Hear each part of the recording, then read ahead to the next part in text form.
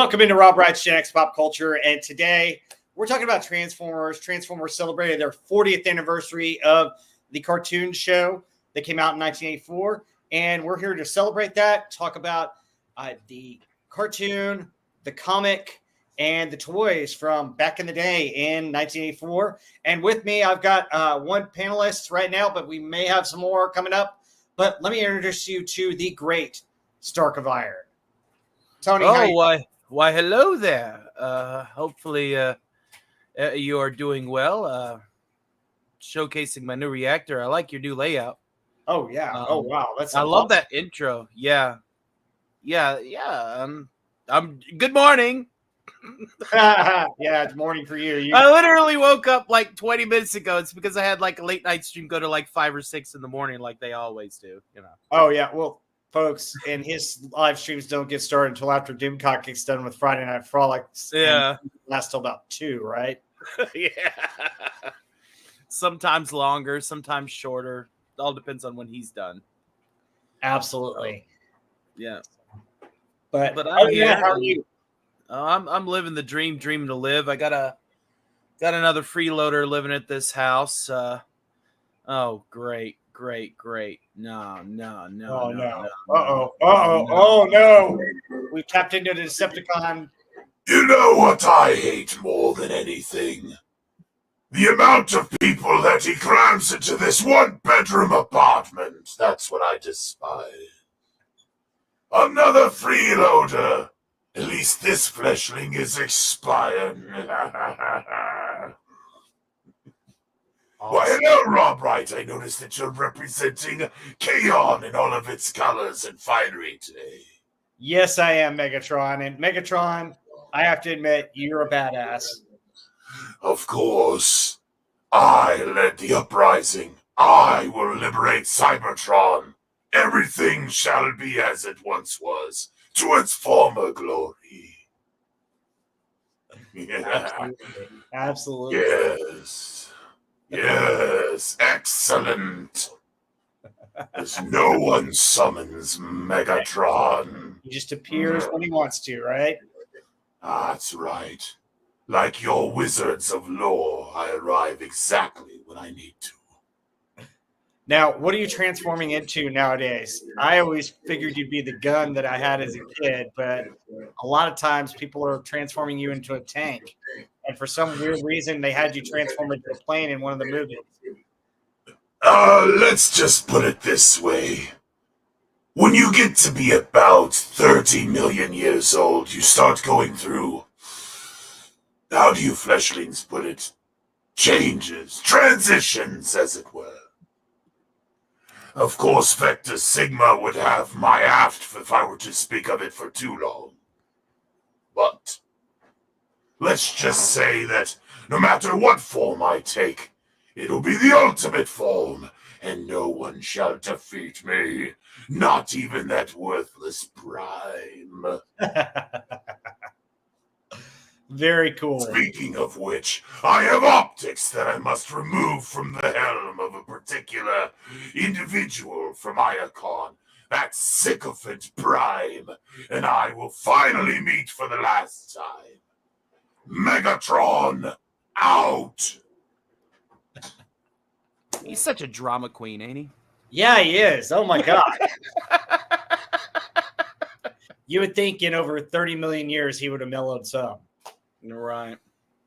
So let's talk about Transformers. Growing up as a kid, what was your first exposure to Transformers? Tell me about your experience with them. Well, it's no secret that I'm about 10 years younger than most of the people I hang out with. And so my first exposure to Transformers was a little bit different. I was Megatron was my first piece. It was a hand-me-down from my pop or my father figure. Crack scope, peeling stickers, die cast, Walter P-38.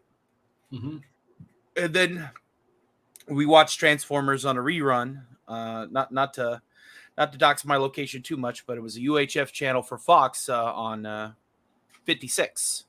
Oh wow, cool. And it used to come on there. And I was hooked. And then I got more and more of his old Transformers as he was getting more and more comfortable with parting with them.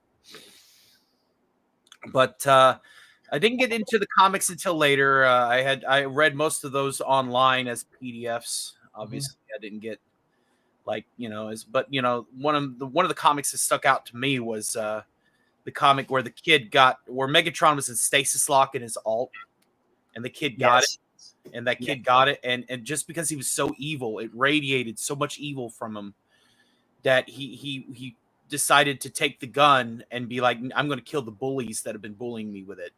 Like, just brought that evil side out. And obviously the 1986 movie I did see in a theater as a re-release. And again, there was all the kids crying. This is a story I love to share. There's all the kids crying when Optimus died and goes grayscale. And here I am going about bloody time, because I was a Decepticon, forged and riveted whenever, I was a kid. They just had better forms. There were military vehicles. There were actual warriors.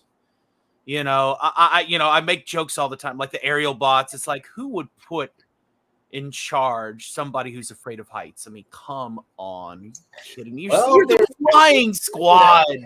The seeker in me is upset. Very, very upset. We'll talk through that. So that's interesting. It's interesting to talk to somebody who's a little bit younger about their experience with Transformers. But I'm glad you got some of that G1 experience, and you got to experience some of the wonderful toys. And the Sunbow animation series was excellent. Unfortunately, it petered down in season 4, which was only 3 episodes. It was supposed to be 5. And it was really disappointing, because I thought they were going to go somewhere with Headmasters and Power Masters and Target Masters, because that was somewhat interesting. That's when I kind of left the line. But let me tell you my story. So I'm a little bit older than you. I was a kid in 1984. Me and my brother saw the commercials for the toys first, because this came out first. And I think Bumblebee and Cliffjumper were our first 2 Transformers. So we got the mini bots first. That was the spring of 1984. Yeah. Then the comic was released, and the comic book was awesome. They released 4 issues, and I've only got 2 of them right now. I can't find my issue number 1, but I've got issues number 3 and 4. So those are gorgeous. 3 introduced Spider-Man. Yeah, the Spider-Man versus Megatron. That's a good one. And that was kind of cool. And that was when Spidey had his symbiote suit. So it was an interesting time for that. And because he was part of Marvel, they brought him in because they didn't know how well Transformers was going to sell. So they wanted to bring Spidey in. And originally, if you look at the top of that one and the top of this one, it says in a 4-issue limited series. Yep. And so it was really cool to see these 4. And it gave kind of the story behind the Transformers, gave them personalities. You got interesting stuff from them. A lot of the characters are slightly different from they are in the cartoon as well. The other cool thing is that when they realized it was going to be a hit and they were going to continue on with it, they had Shockwave come in at the end of this one. And basically the next one is Transformers Are All Dead. And the real story, which is the unique part about the comic, is Shockwave is the ultimate badass. He ain't no geek. No, he comes in and he destroys the Autobots' arc. He captures them all. He even has a fight with Megatron because Megatron is not doing things as logically. That leads to what you alluded to with Megatron getting locked in his gun mode. Yeah, finds it, but I think a Gangster finds him afterwards. Gangster finds him first, and practically almost takes over the town. Yeah, with him. Yeah. So Gangster takes over the town with him, and then finally Megatron regains his and has his showdown with Skids, which was a stupid. The fight with Skids was pretty silly. Yeah. Now the comic started off really well, but I think the problem with the comic that I had was you were starting to add in toy elements that they were trying to bring in, and they had to bring in so many different toy elements that they lost some of the story, which I think it got away from them. But once they got away from that after issues, probably in the mid-20s, it got better. Where you had Blaster trying to lead the Autobots and Grimlock trying to lead the Autobots in their fight, which is cool. One of the key issues also is this one, issue 24, in which this is the one that Prime dies in the comic. Yep. Basically, he and Megatron have a shootout in a virtual world, which was unique for the time in the 80s. And Optimus, it's a fight to the death, and Optimus loses, and Optimus is revived way later on in the comic because they saved his memory to a floppy disk, and he comes back to Power Master Optimus. Remember when the world could be saved with a 3.5-inch floppy? Oh yeah, remembers. Oh yeah, absolutely. But some of the comics were interesting. For instance, you had a comic that I have someplace and I couldn't find it, where the Dinobots fight Trypticon. Yep. Kind of cool. You had your showdowns that weren't as well played out in the cartoon between Superion and Menasor, and then you had Bruticus versus Defensor, and those were humongous, really cool issues. You had the Predacons with their crazy issue. You had Starscream being even more maniacal in the comic. Oh, Starscream was not just your backbiting toady. Starscream was a ruthless turncoat. Yes, and he was a big threat, especially the undersea base where he put some people down. Yeah. So that whole saga. I actually liked the Headmasters, what they did in the comics with the Headmasters. We had the Headmasters comics, and those were far superior to what we got in the cartoon, especially with Spike taking over Fortress Maximus and all of that. It was really cool. Scorponok was a bigger threat and a bigger hero in the comic because you had Unicron come and Scorponok had to help. Everybody had to help against Unicron, and that was interesting. So the comics, after getting through a few where they had to add on people and they felt like you're getting the flavor of the month, finally got back into a story, and I think it finally hit its stride. Probably from about the late 20 issues to about the 50s, and then after that it kind of trailed off and kind of was canceled after I think 78 or 82 issues, one of those two. I can't remember how far it went. It was not 100, but it was like really close. It was close, yeah.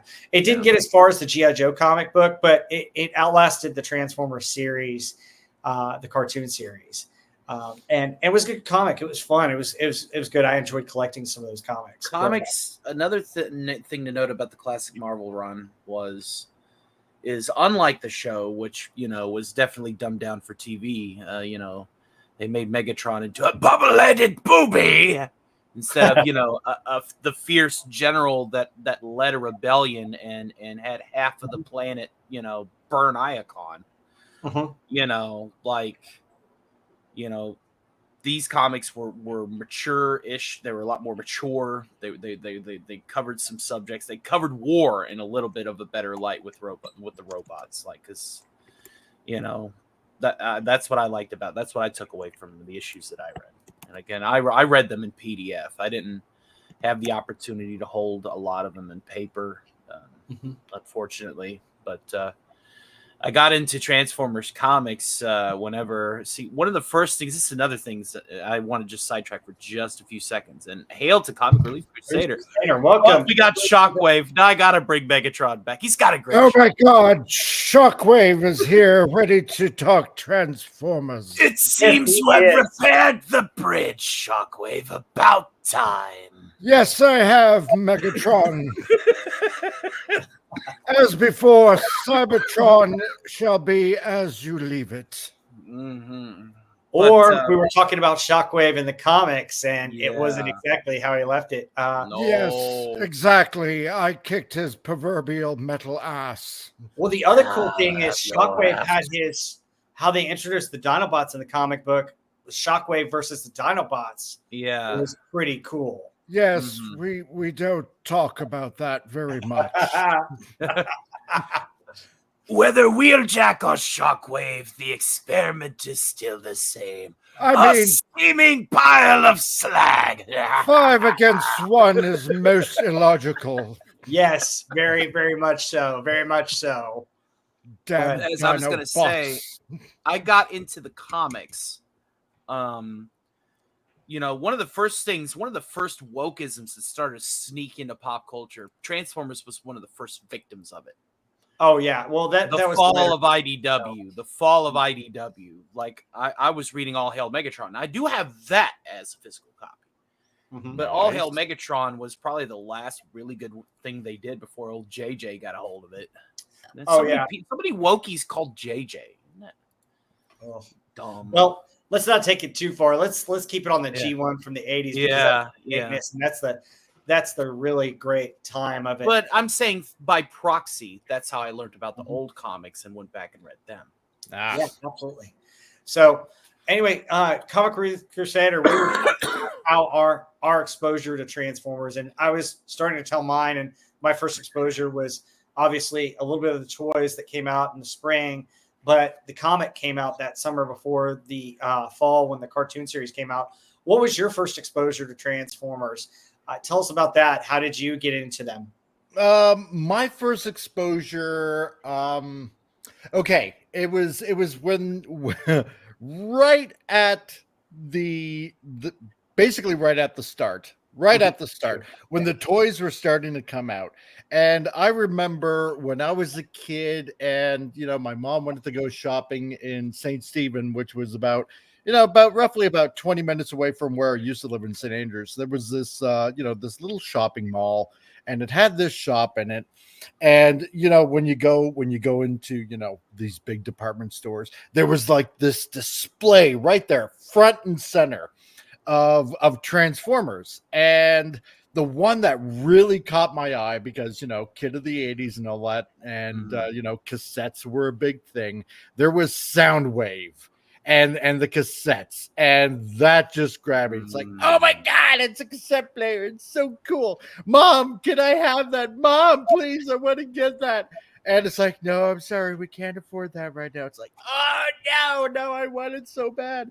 But luckily for me, I had plenty of Lego. So when, because at the time, my parents were going through a little bit of a rough time, financially. So whatever Transformers I didn't get at first, I built them out of Lego. And I even made my own instructions on graph paper of my own Lego instructions on how to transform a Lego Soundwave. And I made the chest pop out, and I made little cassettes that you could fit inside, and that was my introduction to the toys. Then the comics came out. Yeah. And we had this grocery store in town, and of course, they had the old spinner rack with with the comics on it. And while my mom was getting groceries, my brother and I, we would spend like basically all our time right in front of the spinner rack and just like reading all the comics. And the first one that I had picked up was issue 24, where in the Marvel comics, Optimus dies. And yes, that one right there. That was my very first official Marvel comic that I started collecting. And then they had the old smaller digests of all the issues before that, starting from issue 1, the little collected digests. Yes, so and I had exactly. And I had all of those because you wanted to get the back issues. So it's like, oh, this is so cool. It's in digest form. So I started getting those as well to read the backstory. And I had every single issue of Transformers that ever came out through Marvel. And I still have my 4 issues of the Transformer universe, because at the time Marvel release all these Marvel Universe all the stats and profiles and all that, and I got all the issues of the Transformer Universe 4 issues, and I still have those to this day. I still have them. Oh yeah. And then I got the G.I. Joe Transformers crossover, and then Headmasters later on, and and all that stuff. However, the only down part of it was, because back in the day, you only got like essentially 3 channels, right? Yeah. So we didn't have cable at the time, because even back in the 80s, cable was expensive. Yes, it was. Yeah, it was super expensive. So, we had the old antenna system, right? And I remember you could just barely pick up, like, we could get public television, like in Maine it was MPBN. We could just barely pick up Bangor, Maine on what was it? It was on ABC or NBC? I forget which it was. And just barely picked it up just to catch what was it? One of the episodes of season 3. And yeah. So I started watching the cartoons a little bit late. And I specifically remember which episode it was in season 3. It was definitely after Five Faces of Darkness. It was the Killing Jar, where where Ultra Magnus and Cyclonus are captured by one of the Quintesson And they scientists and go through the black hole. Yeah, the black hole. And I'm like, well, this isn't Optimus or Megatron or anything like that. It's like, oh, this is like in the future. It's like, okay, cool, right? So and that got me started into drawing these robots, these super life form robots. Oh, really cool. That's awesome. Yeah, it started way back then because there was a youth employment center in St. Stephen, and to help kids find like summer jobs and stuff like that, and encouraging kids to like expand on their talents and stuff like that. And so I did these two big posters which they hung in their office of the Transformers, of Autobots and Decepticons. I wish I still had those to this day, but they were so awesome. That's phenomenal. Wow, what a great story. Oh, wow. That's really cool. So I had one of the comic books, I think it was issue 14.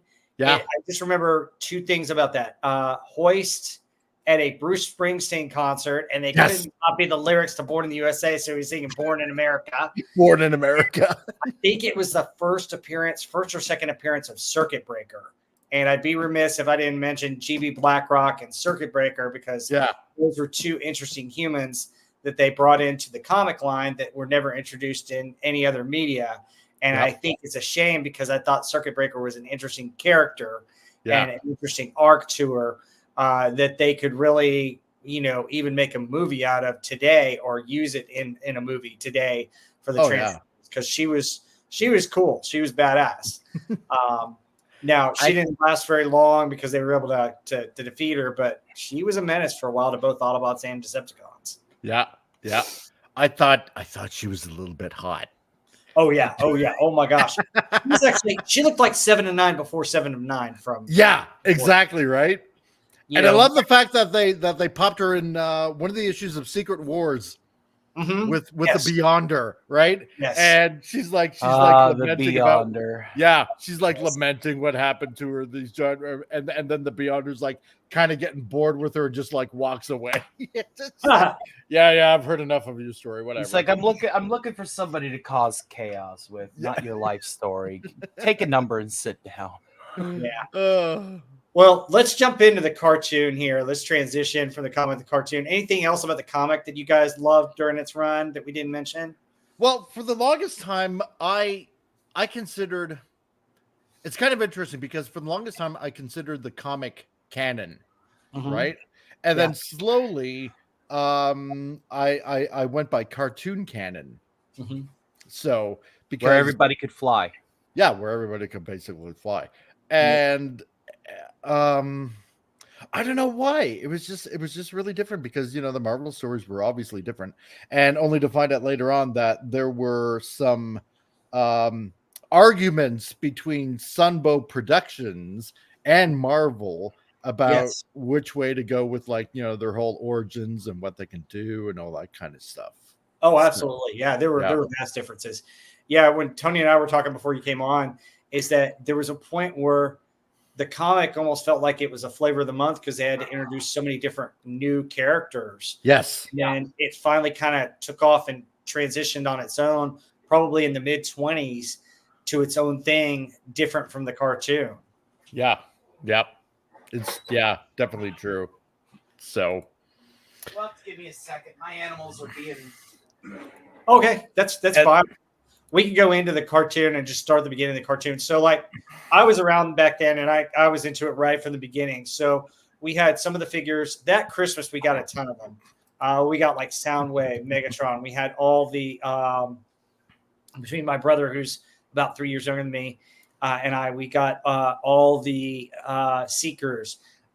We didn't have Optimus Prime, but we had all 5 of the mini bots, and then we had about 8 of the 13 Autobots. We had, Wheeljack, Mirage, Ironhide, Ratchet, Jazz. I said Mirage, Sunstreaker. Some of those we got those for Christmas and birthday because both our birthdays are in the fall, and then we had Christmas. So we got a bulk of those Transformers down. It was amazing, but the cartoon kind of set it off. And really, I think the first 3 episodes put together still hold up as a quality show. Just those first 3 episodes, because it has a really good origin story. I think the alt modes on Cybertron were kind of cool, but one of the best parts is, where they're fighting on the ship and then it crashes and you get a feel for, okay, these robots are trying to find energy, and they all blew it and crash landed into a volcano, and 4 million years go by, and it takes an earthquake or a volcanic eruption, Mount St. Helens, to really kind of stir things up. And who starts first? A Decepticon. So Skywarp. But I thought that was really cool how they started it and how they established the lore right there. Mm-hmm. I got a friend of mine that's upscaling the episodes and the movie to because obviously traditionally animation wise, it's always at 24 frames per second, but he's upscaling it to 60 frames per second. Oh, sweet. Smoothing it out. Nice. Yeah. And you know what? It's not too bad. So he's doing the first 3 episodes right now. He's already got 2 out, and the third one is coming out, I believe, on the 27th. On his channel. So if you do want to check it out, what it looks like in high definition, I can send you the link. Oh, feel free if you want to share it in the chat, or if you want to share with us. Either way, however you want to do it. Yeah, I don't care. Well, I'm all for propping up others channels, because I love YouTube and I love our community. So support is always here. Yeah, there it is in the private chat. Oh, sweet. Cool. Awesome. I got the connections. Awesome. So thanks for sharing that. But like, the other thing that's iconic in those first episodes is I still love the battle between Optimus and Megatron on the dam. Yes. Where Optimus just comes out with this golden axe, and you're like, whoa, that's pretty cool. And then Megatron's like, I see your axe, and I'll raise you a mace chain. And I thought that was the coolest thing. That was so awesome. John Flail. Yeah, it was a lot of fun. And and the other aspects with these robots in disguise in these first 3 episodes is, everybody had a special power, some unique power. And unfortunately, they kind of went away from that later on in the cartoon. But I thought it was cool, especially with Spike's asking about him. You've got Hound, who does holograms. You got Mirage, who can disappear. Trailbreaker's got his force field. You've got, Ironhide and Brawn that have different gizmos that they can use. You've got Jazz with the safety rail that he can throw out there, and also the loud boombox. It was just cool. And then on the Decepticon side, you had Soundwave with his different ways that he can use sound. Obviously, Rumble with his powers of doing earthquakes. But the coolest, Skywarp. Teleportation. Yes. Lost technology. It's lost technology, even by Cybertronian standards. That's what I love. Oh, yeah. Yeah. Yeah. Go ahead. I love Skywarp's teleporter. I love every aspect that he uses. And that's the reason why he's so like he comes off as the lazy one of the triome. Like, you got Mhm. You got Thundercracker that's by the business, that uses, shockwaves by going into supersonic speed as an attack and as a means of announcement. You have Starscream, who is the air commander for a reason.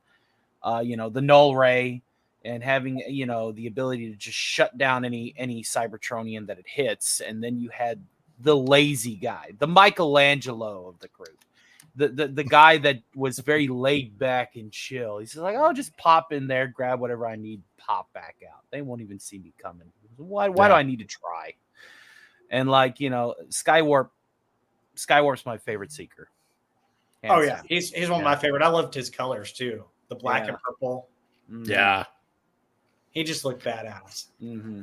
But yeah, with him, in episode 3, Megatron, permission to teleport, permission granted, he teleports, knocks out Ironhide. I mean, it was so awesome. I thought it was great. It was fantastic. But the other cool thing that show did, the first 3 episodes, you have your clear hero Optimus Prime, which I've heard when they did his voice, Peter Cohen leaned on a couple of modern Hollywood characters, and one of them was John Wayne. Yep. Which I don't know if you ever heard that before, but he used kind of John Wayne as kind of his staple for that. And I can see some of John Wayne in Optimus Prime. Got a little bit of the Duke in him, huh? Yes, he does. Yes, rootin' tootin'. But the cool thing is Optimus tries with the jetpack to go after the Nemesis 2, Mhm. and he doesn't succeed. But guess who's aboard Nemesis 2?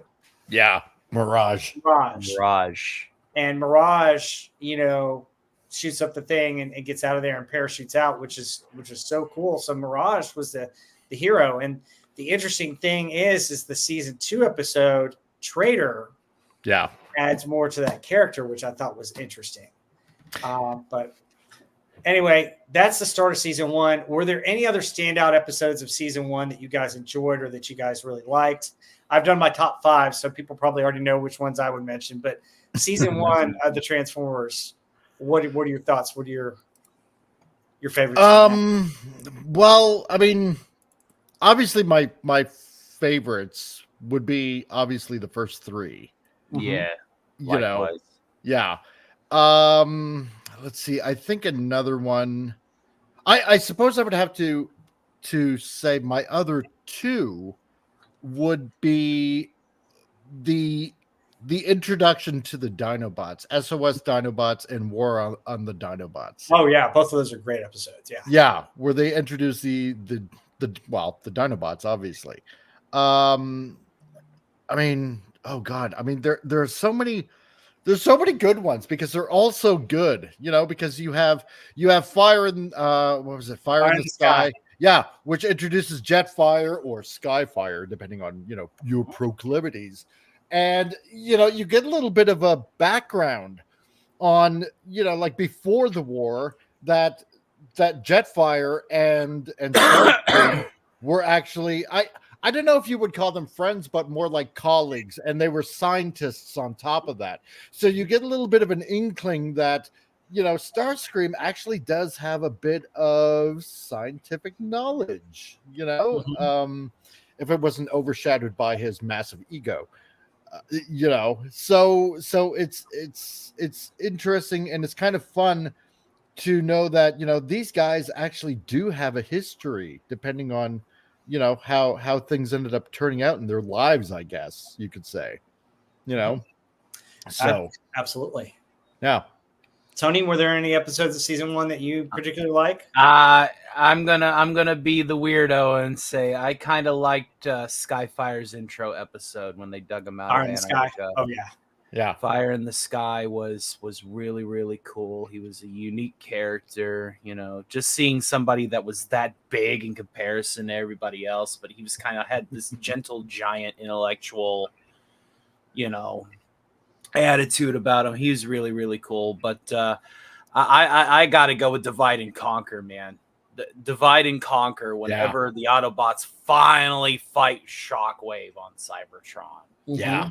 Yeah. That was some of the best action sequences in season 1. Yeah. Mhm. Hands down. Kevin Six in the chat is saying introduction to the Insecticons. I think it's Insecticons. plague of Yeah. Insecticons, where they discover the Insecticons and then they start rummaging. You know, the Insecticons are introduced to the toy line in the cartoon as a foil for the Dinobots, but I don't know if it ever really lived up with them fighting the Dinobots, because there was another foil for the Dinobots that I loved, and I think by far my favorite episode of season 1 is Heavy Metal War. Heavy Metal War. Yeah. Heavy Metal Another War good is one. my favorite. I think Heavy Metal War and Fire in the Sky are probably two of the best written episodes, but I think all of season 1 is very well written, very Mhm. well fleshed out. But Heavy Metal War is pretty darn cool, where you introduce the construction cons. They go to the construction site, steal the equipment. You have them building something for Megatron, which you don't understand yet, but he's going to challenge Optimus Prime to fight for it all, which is so awesome. You know, it's the fight you wanted to see. And then Megatron cheats by using all their power chip rectifiers, and we get the Constructicons trying to take down Teletran 1. And just that battle between them and the Decepticons before they merge is pretty awesome too. Oh, yeah. Then you get the part where Scrapper, they pulled out the heavy artillery. And it's time we bring out ours, and they form Devastator, which just blew me away as a kid. I was like, March for the kill. yes. Oh my God, it was so awesome. I also like Fire on the Mountain. Yes. Oh yeah. Where they go to the Andes there, and you find out that you know, when Starscream in particular goofs up because of shoddy material, that that Thundercracker's like, you know what? Yeah, screw you, Starscream. Like, you know, I'm out of here. You know, it's like, you know, it's like Megatron telling Thundercrackers, like, yeah, you're gonna basically supervise these guys. You know, when Starscream is like the air commander, and it's like, yeah, whatever. You know, I don't got to listen to you now. So, I love it how you know, Starscream's always trying to get at Megatron, and every time he seems to have done it, nobody listens to him. Right. Yeah. And the one instance that he does get like a foothold and controls the Decepticons, his tactical decisions are so bad that he just ends up shooting the Decepticons in the foot over and over and over again. And they're like, there's a reason why you're not in command, doofus. Yeah. Exactly. I love it how he gets so insulted. Like, how dare you, like, put me on guard duty? You know, and Thundercracker's like, you know, or no, was it Skywarp? And he's like, you know, yeah, well, I'm out of here. See ya. I'm gonna go join the battle. You know, have a good time playing nursemaid. You know? Bye. Yes, exactly. And then meanwhile, like, you know, Thundercracker's like, you know, well, you know, he lets Jetfire go. It's like, well, on the other hand, you know, he's going to be pretty ticked off at Starscream that you let this kind of happen, right? Which would just, you know, kind of make me happy, you know? It's like, everybody wants to see Megatron beat up Starscream. I know, right? Oh, yeah. Yeah. It's so awesome. So then we get into season 2, and season 2 is quite a bit longer because it got syndication rights, which was interesting for that time. I mean, season 2 has a lot of great episodes and a lot of really bad episodes. It kicked off with a very interesting one, which I didn't really like all that much. It was an interesting concept, Autobot Spike. Right. I thought it was interesting that you could transfer his innocence into a transformer. That part was cool, but just the idea of it was awful. But tell me about season 2. What are some episodes that stood out to you that you guys liked in season 2? Well, here's the interesting thing though about Autobot Spike. It's more or less a prelude to a season 3 episode, Only Human, right? Except in reverse. So I kind of do like that Autobot Spike episode in a way. I just don't like how he kind of loses control of his soul and his innocence, where he just has to fight everybody. That's the only part I don't like. I will say any of the American animated ones I can't stand. The animation in some of them are just so bad. Yeah, So well, bad. actually, some of the animation and some of the stuff that they put together, I heard or read somewhere where there's a company in Mexico that would put part of it together, and so part of that is where you get some of the animation errors. Now they're not as bad in season 2 as they are in season 3. Season 3 is super bad in that. Oh God, yes. But we'll get there. But what are some?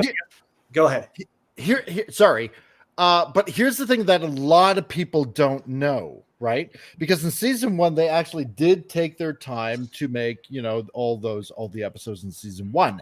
Because it became so huge, what a lot of people don't realize, because I know a lot of people in the fandom obviously talk about the animation errors, and that's totally valid, not a problem. Yeah. But the thing is, again, what a lot of people don't know is that from script to finished product, it was rushed because it was so popular. It was rushed in a 3-month deadline. Yeah, exactly. That's why I did. Yeah, and that's why you got so many animation errors here and there and everywhere, right? Because it ended up exploding. It was so popular that nobody realizes that. Yeah, from script to finished product, 3 months to animate the whole entire thing. They made it up for us in the movie, though. They were like, "Listen, we're sorry. Here's the quality animation in the movie." We'll get to the movie in a minute, but the movie was actually being written and starting to produce in the middle of season 2. The other thing about season 2 that was interesting, I remember this as a kid, is that we get a bunch of episodes, and there was a ton because they were every day, and then they'd cut it off and show reruns from about mid-December till about the end of February, because they had to regroup and rewrite and get stuff done. And I thought as we went along in season 2, the episodes got better as you introduced more new characters. And towards the end of season 2, it was rocking and rolling pretty good. Oh yeah. But what are some of your favorite episodes of season 2? It's a long season. There were like 66 episodes. Yeah. It's kind of hard to compartmentalize it, but I think my favorite would have to be Starscream's Brigade: The Revenge of Bruticus. That's but that's just because I love Bruticus. I love everything about Bruticus. Well, that one stands out particularly. That's interesting. You've got Starscream trying to go against Megatron, and that's the one scene where he hits him in the back, and Megatron falls down. He puts his foot on him, and he's like, "Hey, follow your new leader." And none of the Decepticons want to follow him. And then Megatron gets up, knocks him down, and then blasts him. Yeah. So that's what I like about that one. And I guess if I had to like really pull it together, because there's a lot to hold on. Let's stay on Starscream's Brigade real quick, because we're talking about real quick. So Starscream ends up on Guadalcanal. Yeah, which is kind of cool, and he uncovers a bunch of Earth vehicles. Yeah, and then he goes to get on the space bridge, and Skywarp and Thundercracker are there, and he points his nowhere at Thundercracker or Skywarp, and that's pretty funny. Yeah. But we're not allowed to let anyone on the space bridge without permission, or without authorization. Here's my authorization. Which I thought was cool. But so he goes to Cybertron, somehow avoids Shockwave, which is surprising, and goes into the Decepticon Detention Center and takes out these rogue Decepticons and brings them back. But the thing about it is that I was like, Rogue Decepticon Detention Center? Yeah. Oh my gosh, what is this? You're right, They never, ever in the cartoon series really explored that. And I understand they explored it later on. We're not going to really get into that with Tarn and that whole group, but it's interesting how it had its origins right there. Mm-hmm. Yeah, let's avoid the DJD if we could. Yeah, it's interesting, but it's kind of weird too. So the DJD are all a bunch of OP Mary Sues that are still loyal to Megatron for whatever reason. So let's not. But anyway, he gets these rogue Decepticons and he has them there, and they're new bodies, and they've got to get new transistors to be able to do that. So there's kidnapping Decepticons, Autobots. But my favorite part of Starscream's brigade is he goes to Megatron. We've almost got him defeated. Oh yeah, Combaticons transformed to Bruticus. Yes. And Bruticus versus Devastator. And that's pretty badass. And what is the line there? Do you guys remember it? Right off hand? No, not hand. Not off hand. Angry. Bruticus angry. Devastator. Bruticus beats up Devastator. You know what? The one thing that always has me curious, right? Because they're obviously their personality components are in the detention center, right? And in cell 217, if you don't remember that, because they're all like these file cabinets, right? Which I thought was kind of hilarious. But it always made me wonder what other Decepticon personality components were in those other individual cells. Oh, absolutely. And prisoners, probably. Yeah, it was interesting. It was interesting to see. I wonder that too. And Starscream destroyed a bunch of them too. Yeah, he's like, But I mean, what would they have done to be considered criminals as Decepticons? When pretty much they do, is everything that the Decepticons do anyway. Which I'm thinking, well, maybe they just didn't like Megatron. And a Decepticon criminal. I don't know. Yeah, a Decepticon criminal is somebody who has thrown their lot against Megatron, which is supposed to be the zenith of Decepticon ideals. Yeah. So anything of that caliber would be considered a crime. Oh no, that's true. I'm just wondering what it was that they did. Well, that Megatron takes no prisoners. So yeah. Yeah. So the other thing is after Bruticus kind of beats up Devastator, it's funny, you've got the Stunticons that are there, and Dead End's like, who cares? They're like, but what if Starscream takes over? And that's a funny comment because they're like that idiot. They're like, it's not to say Megatron. It's because they don't want Starscream taking over. Right. Yeah. So they form Menasor, and presumably Menasor takes out Bruticus, which I think is interesting and it was cool because I just sit there and like, oh wow, I wish this brawl lasted for longer. You could see more because I always had a debate with friends on which of the three was the strongest, who's the most powerful of the three. So Bruticus is the most powerful, but he's also the most hard to control. Yes. The Combaticons are all psychos. As far as Decepticons are concerned, psychos. They live to kill crap. So when they combine into Bruticus, any inhibitions, what little inhibitions they had, are out the window. Mm-hmm. Yep. And I've heard Brawl takes over more Bruticus than people realize because that's his personality in a way. Right. Yeah. But it's interesting. I mean, you think of Menasor versus Devastator, and I always thought Menasor was actually pretty kind of cool, and I thought he was maybe not the strongest, but probably the most skilled and the most unique. Yeah. Yeah, totally. Menasor could actually have a conversation with you as he fights you. Yes. He could, if only his personalities wouldn't tear him apart when he's combined. Right. And that's the problem with Menasor. Menasor, going back to kind of what Tony said, the Stunticons are probably more psychotic because when they were created, like what Megatron says,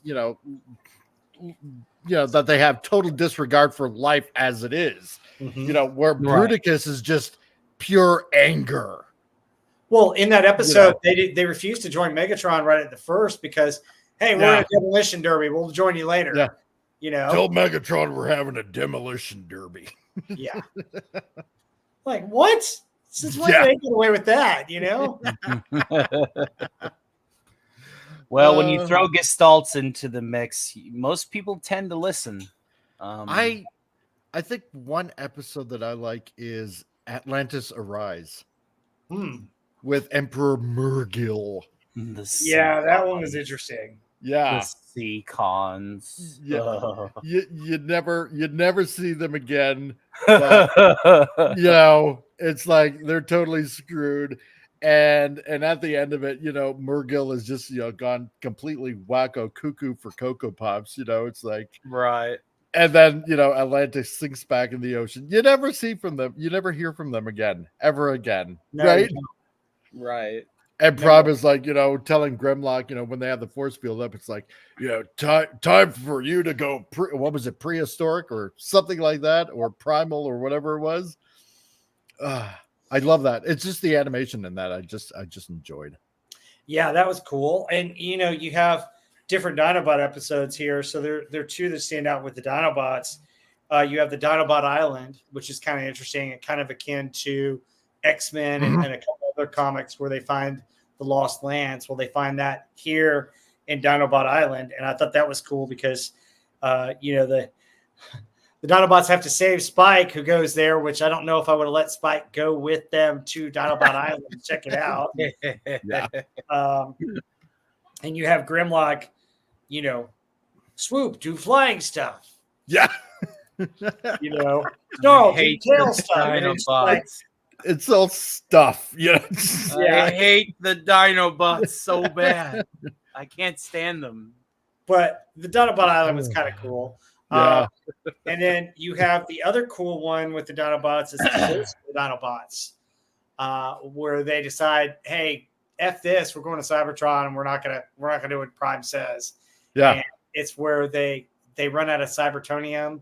So all the Autobots and Decepticons on Earth are kind of suffering, and only Dinobots can save them. And Spike and Carly got to go to Cybertron, and wow, Shockwave is pretty awesome in that episode. Yeah, he is. Yeah, totally. Those damn Dinobots. I thought they were extinct. Well, he makes prisoners of all but Swoop, and Swoop really has his day in the sun in that episode where he finds Spike and Carly, and he helps rescue the other Dinobots, and they get the stuff. But that one's a pretty good episode. Another episode that I really like, because I really like these two figures, Triple Takeover. Oh yeah. With Blitzwing and Astrotrain. Yes.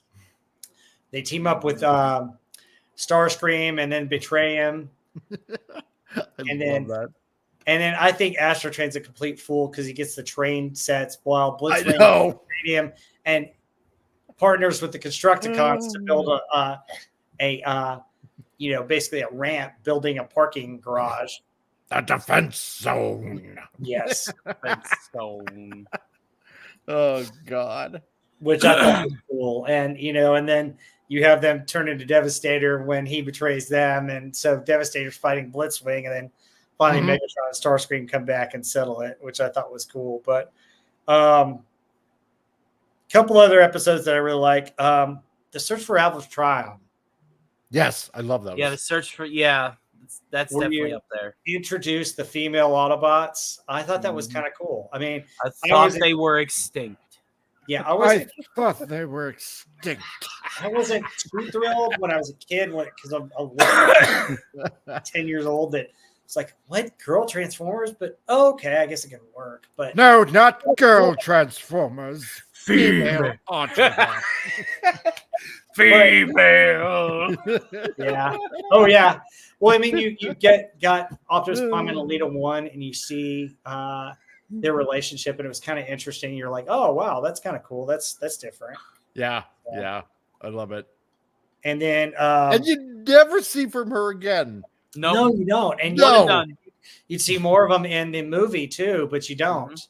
Yeah, just RC, and then you don't see them in season 3 either. So no, you think she'd be at the funeral, but it's like no, couldn't be bothered. Nope. Another favorite of mine was The Secret of Omega Supreme. Yes, I love that one. Keykeeper. Yes, I love that episode. I love seeing the backstory of him with the Constructicons, which I thought was so cool. Yeah. and then him fighting the Constructicons and fighting Devastator was pretty awesome. That was Mhm. He towers over Devastator. Oh, big oh, he time. does. So he's- And I had them both as as He's toys. hype. We between my brother and I, we got a Mega Supreme one Christmas, and then we got all the Constructicons. Form Devastator. Sweet. Then Hook's foot broke, but we still could work it because you could still put it on there. But it I just- had 2 Omega Supremes. oh, dude, he was an Yeah. awesome. I know. Heeds the call of the last. Oh, and the hardest thing to find of the toys are the small clips that you have to find for the back of the legs. It Oh, is the the little hardest- arrow-like clips, yeah. Yes, arrow it is clips. the hardest thing to freaking find anywhere. Oh my god. Yeah, I mean that's just that was the hard part of that about that toy. I love that toy, but yeah, that those are the parts that I'd always be missing and have to have a hard time to find. The other episode that we mentioned that the Dinobot or the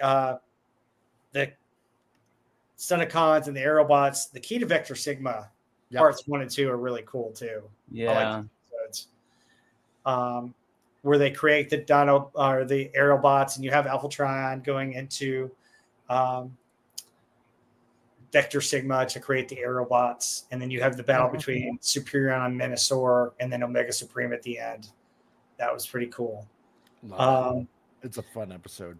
Oh yeah, Because Well, again, you get a little bit more into this lore, this history, Yeah. you know, of this master computer inside Cybertron that basically gives all the Transformers life and personality Yep. and everything. This mythical supercomputer. You know, the that Quintessence were great artisans, weren't they? yeah. yeah, Oh my god, backstory. Who would have thought? yes, oh yeah, awesome, really cool stuff. Mhm. Another interesting episode was Masquerade, Oh yeah. Oh yeah.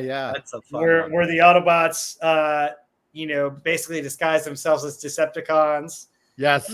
And they knock out the Stunticons, have them only for a little while. And I thought it was interesting because the breakdown, his character in that is true to the toy and the back of the toy, what it says about him always being a nervous wreck and always being so jittery. Yeah. And they actually played upon that, and that's how he frees the Stunticons by doing that. Because he's so shaky and he's able to use his energy to kind of disrupt the bars, which I thought was totally cool. Because Breakdown was being a Lamborghini, he was one of my favorites, but and he was the first Stunticon that we got.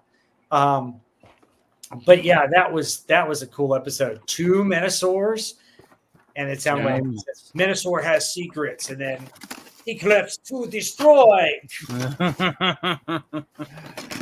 which I thought was cool. But I have to say that the best episode, in my opinion, in season 2, and probably one of the best episodes overall in the entire series, is War Dawn. Yes. War Dawn Yes. is absolutely one of my favorite all-time Transformers episodes. It's where the Aerobots go back in time. So cool. Sets up- Orion Pax. Yes, sets up so much Transformers lore, sets up, the Aerobot characters, and sets up Alpha Trion and everything else. Mhm. Yeah, War Dawn is awesome. Thoughts on War Dawn? The librarian. Orion Pax. Yes. Well, Well, actually, in that one, he ran a shipping yard where they store energy. Oh, Yeah. right. They made Yeah. him a librarian later. Still, yeah, I know it was that's an the icon. one that I didn't like that they changed that, right? Because here in the cartoon he's literally he comes from very humble origins as a simple worker, as a simple dock worker. Yeah. Right? And it's not a glamorous job. It's a very hard job to do, right? If you've ever worked on docks or anything like that. Yeah. And you can kind of tell that he's wanting something more out of life because he idolizes these flying robots that are going around here and there, like Megatron. And he literally kind of is a little bit jealous, a little bit idolizes it because, oh wow, this is like, the greatest thing, these robots that are flying around and stuff like that. Warriors. Only to find out the horrible truth later on that, it isn't as cracked up as he thought it was, because these guys are douchebags. Yeah, these guys are flying around to go kill people. He didn't know that. Yeah, he didn't know until they attacked him, and they get rid of him and his girlfriend, and then Dion is another character, and you're like, okay, well, who does he become? And you're like, yeah, I know, right? That's a great debate. A lot of people say Ironhide, some people say Ultra Magnus, some people say Up. Who knows? It's a great debate. I think it's interesting, but I call him disposable extra number 1. Exactly, with the name. Just like Holler in the first season. You're like, Holler? That looks like an apple, but exactly. Yeah. Such heroic nonsense. Yes. Anyway, so I thought it was so cool. He makes him the new Optimus Prime, and that's my origin story of Optimus Prime right there. Mm-hmm. That's what's so cool about it. And the other cool thing is later on when we get into season 3, the Aerobots go back even further in time and meet Alpha Trion again. And we'll get to that when we get into season 3. Were there any other episodes of season 2 that stood out to you guys? Yes. One that I really, really liked is Microbots. Oh, yeah. Microbots. Yes. And this one, along with Perceptor and I think Brawn, came with my X-Transbots Perceptor figure. Yes, where they go into Megatron. Right? And I love that. You see the little inner workings of Megatron and these little mechanical microbes that that are also evil inside of him, right? Yes. Yes. And they're trying to like disconnect his or what was it? They were trying to disconnect his brain, but then but they end up trying to disconnect the heart of Cybertron. And that's another little interesting thing. This little artifact that they actually had on the Nemesis when it crash landed. This thing called the heart of Cybertron, and that Megatron puts inside him. So you got this kind of maze that you have to find your way inside of Megatron to like disconnect this thing inside. It's so I love that episode. It's so fun. Well, the other thing that episode's kind of controversial for is the Decepticons getting drunk on Energon. Yes, I love that part. Overcharged. It's hilarious. It's awesome. But I mean, like for a kids show, you're like, wait a minute, should they be showing that on a kids show? Like, they got they have to sneak around in these pathetic Earth disguises. It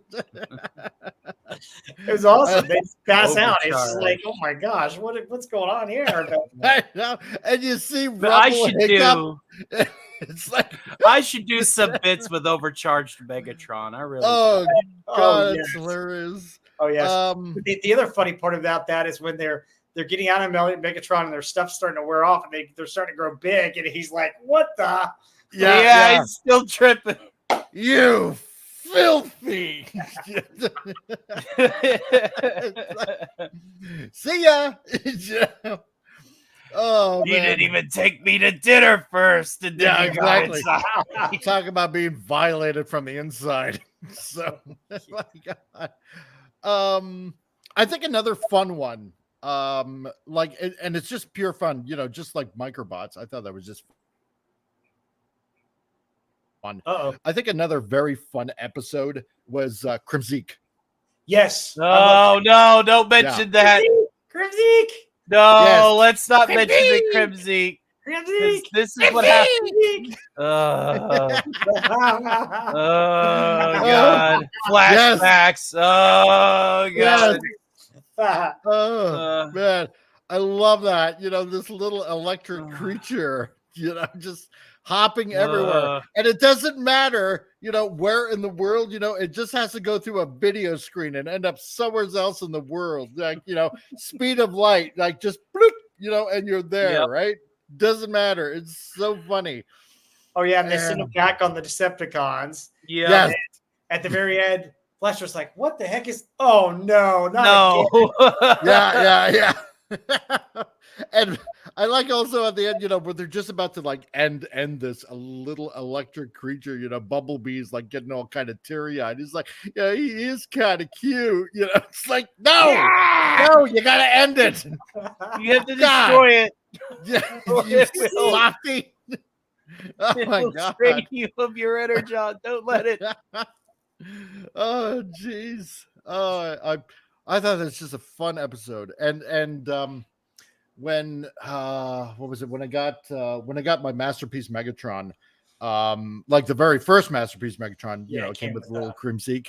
And then when I got my second one, it didn't come with one, but I knew this one guy that had made the exact same molds of those Crimseeks, and he made them different colors, just like in the cartoon. Yep. Yeah, so I got a bunch That I of would them. like to have. Like, So Oh yeah, was it the X Transbots, a Polygon that came with Crimseek? I think it did. Yeah, Yeah, I'm gonna have Polygon big did, but the Hasbro MP Megatron MP36 didn't come with them. no, that one didn't. Yeah. So, and I had that X Transbots ones too. Yeah, I've got them both. Yeah, I still love the X Transbots. and Polygon. But I as think- soon as the master version came out, it's like, okay, fine, selling that one. So, yeah, I still have them both, but yeah, the Master. I think another one that I liked was Go for it. Sea Change Oh, with Sea Spray. Sea Spray.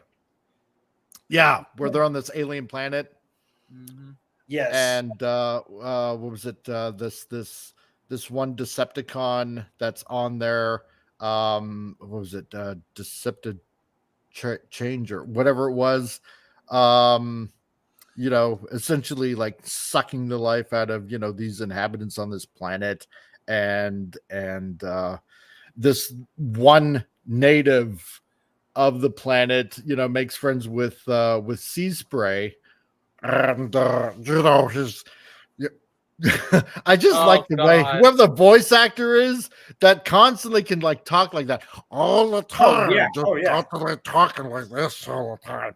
And he manages to change into by going into this pool of transformation. Looks like one of the natives, except for his feet. That still looks like Sea Spray in his robot mode. Yeah. Which and then what happens? was interesting. Yeah. And then what happens to Rumble, right? Yes. Just think of a tree and the roots go deep down. And poor Rumble is just, a tree with a face. Oh, man. Yeah, I mean, there were some really bad ones in this season too, but another good one I thought was Cosmic Rust.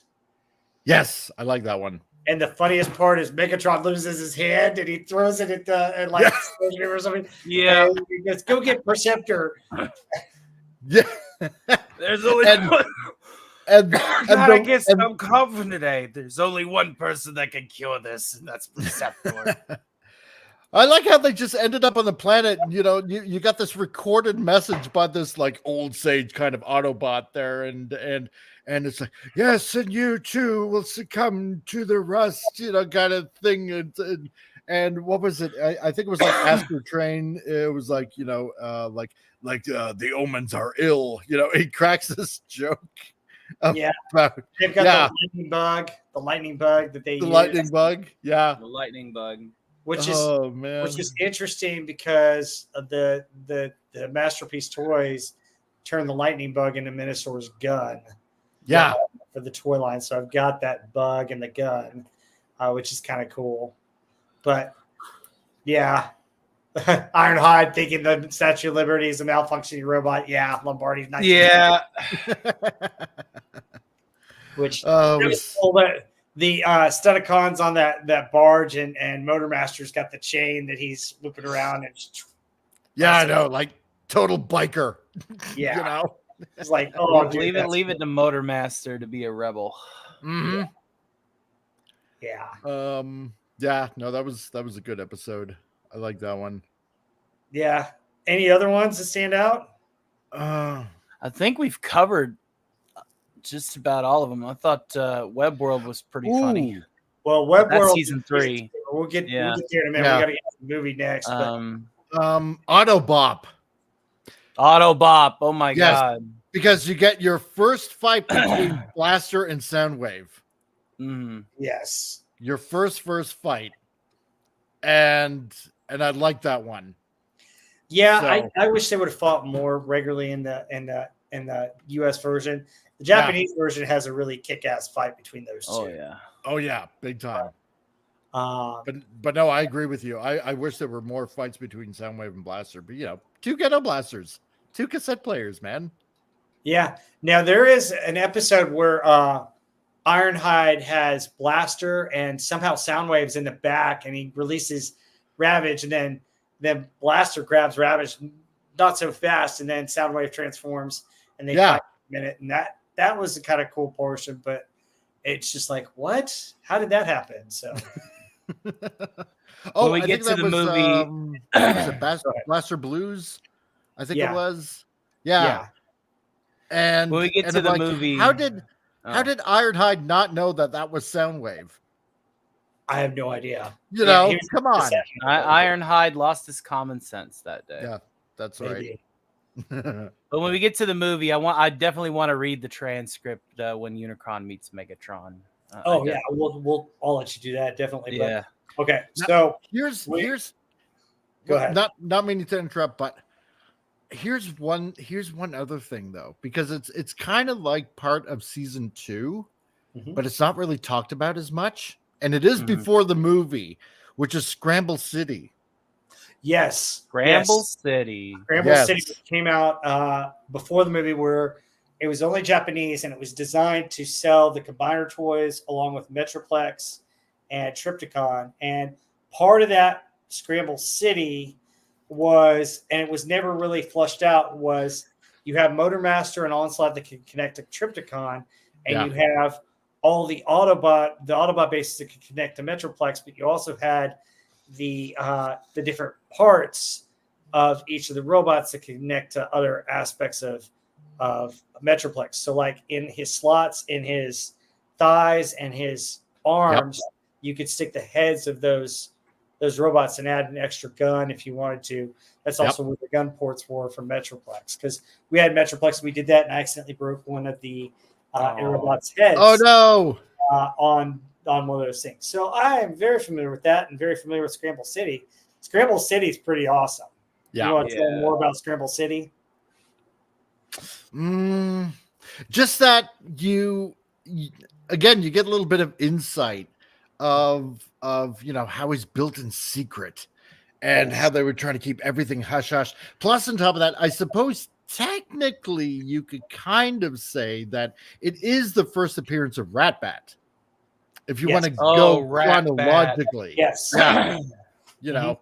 Because you would think that obviously, well, it's the movie, right? It's the first appearance of Ratbat, but Scramble City came out before the movie, and I suppose technically that would be the first appearance of Ratbat. Yeah. So, absolutely, I'm actually thinking about wanting to restore this episode, but make it English dubbed. Yeah, with like the original voices, because that would just be awesome. Very cool. Yeah. All right. Well, let's turn ourselves to Transformers the movie. So I've got a unique experience with that. Transformers the movie. So before it came out, you had the video for the Touch.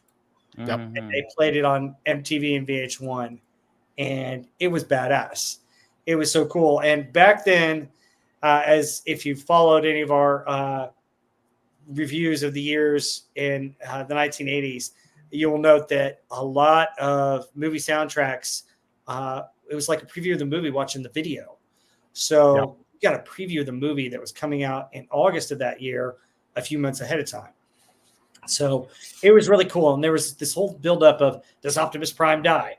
And people weren't sure about it. But the one thing that I have to tell you guys is that the soundtrack came out a few days before the movie, and a friend of mine got the soundtrack. Yes. And on the soundtrack is a track called The Death of Optimus Prime. So after hearing and seeing the soundtrack and reading the soundtrack, my friends and I that went to the movie together already kind of knew what to expect. So we were crying in the movie theater when Prime dies in the movie because we already knew, hey, there's music that says the death of Optimus Prime. There must be something like that. So that's kind of my lead into Transformers movie, which I thought was fantastic. Love that movie in the 1986. I've got about 6 different versions of it, from 4K to Blu-ray to VHS. Oh man, I did a bunch. I freaking love that movie. I could tell you about cutscenes. We'll get into it, but Transformers the movie was awesome. It was a rock and roll adventure. so you had spoilers before the movie. Oh yeah, Spoilers before they were called spoilers. Oh man, or spoilers. Yes. Yeah. Somehow I don't know if it was like Sound Warehouse or some place. I think released it on the Wednesday or Tuesday before the movie came out. I think the movie came out on a Friday, but I think previews were already starting on a Thursday, and it wasn't. They weren't supposed to release the album before that, and they accidentally released it. And one of my friends got it.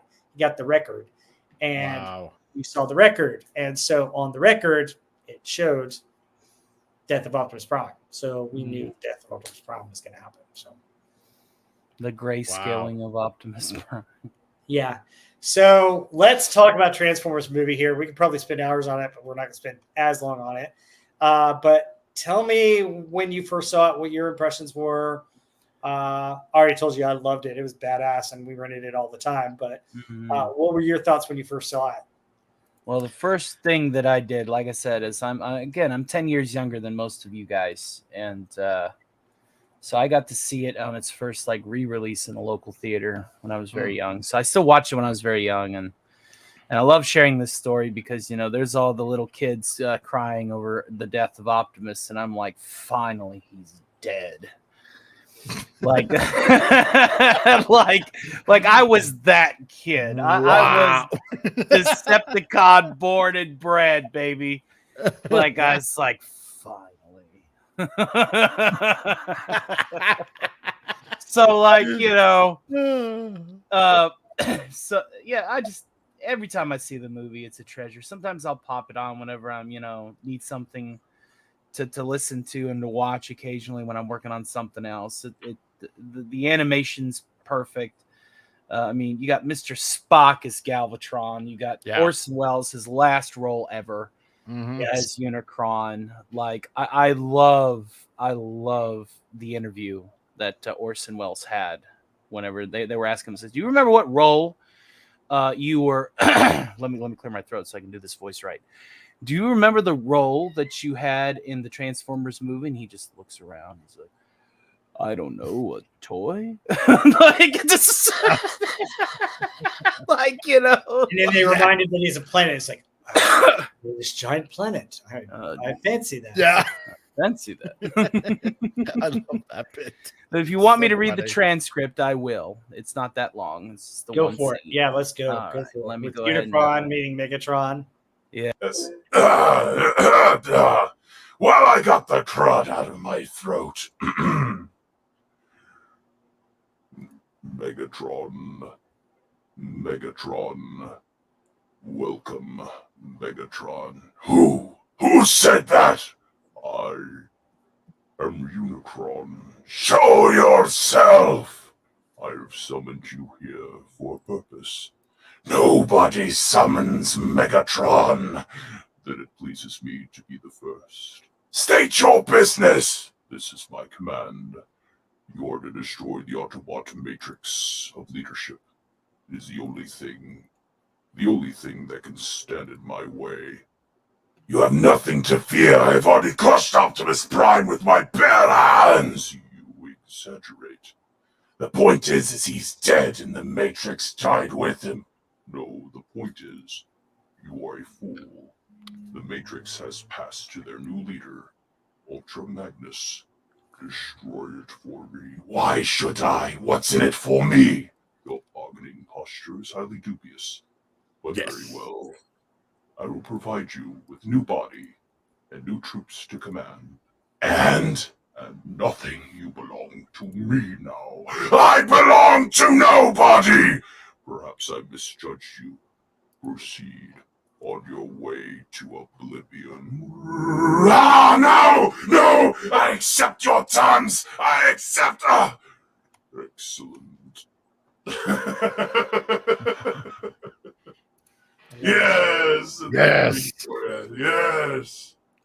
You know what? There was one scene that was kind of edited in the movie, where the sweeps essentially terminate Ultra Magnus. Yeah. Yeah. I actually have that video clip. Oh, if you want to play it, Oh, the reformatting? Yeah. go for it because If you Wireframe wanna see. reformat's put them in awesome. chains and pull them apart, right? Yeah. It'll be up to you. Well, there you yeah, go. but it was a little bit different. Yeah, I'll see if I can find it. But in Canada, they had a different opening. In for Transformers the movie, because I actually have it right here. You didn't have because Unicron destroying the planet. It scrolls exactly like like Star Wars. Huh. Wait, what? Huh. Interesting. I mean, I can let's see if I can find that. Yeah, here.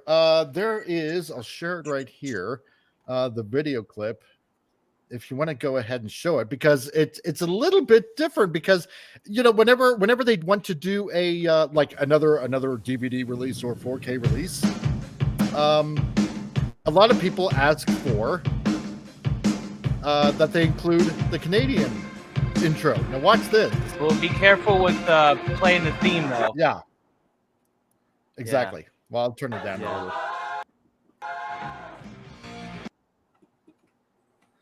So you got the movie. That's how I move it. Mm-hmm. Yeah. And I'll And kind of then- pause it. So Yeah. hold on. I always thought about this part right here, the going Yeah. into the whole thing. Very Doctor Who-ish.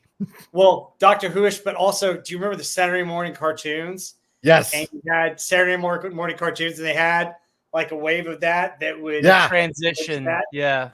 Yeah. So I just thought that was Saturday morning cartoons. I think of Now, when think it starts, you 2001, want to. A Space Odyssey with the tube effect. Like, Yeah. I think of that scene when he's flying into the monolith.